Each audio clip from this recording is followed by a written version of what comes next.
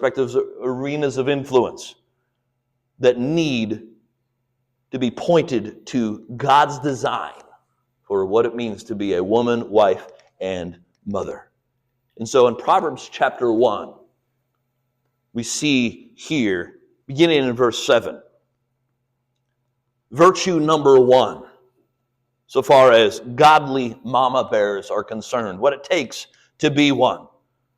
We see in Proverbs chapter 1 in verse 7, the fear of the Lord is the beginning of knowledge, but fools despise wisdom and instruction. My son, hear the instruction of your father, and do not forsake the law or the teaching of your mother. For they, in verse 9, they will be a graceful ornament on your head and chains about your neck.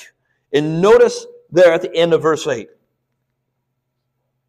it's emphasized that, hey, do not forget the teaching, the law of your mom, because it's directly connected to verse 7, because this is the issue. Godly mama bears awe and reverence. They worship, they fear Almighty God because of who He is as the eternal King, as the sovereign creator and the merciful redeemer of rebel sinners.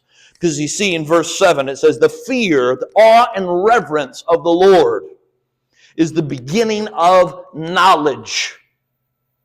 And if we are going to be deliberate at championing, as far as this whole dynamic of what it means to be a godly mama bear, speaking to ladies, of course. And if as men, husbands, and fathers, if we are going to encourage the women in our lives to champion these biblical virtues, we cannot give what we do not have. So it begins right here, the fear of the Lord, awe and reverence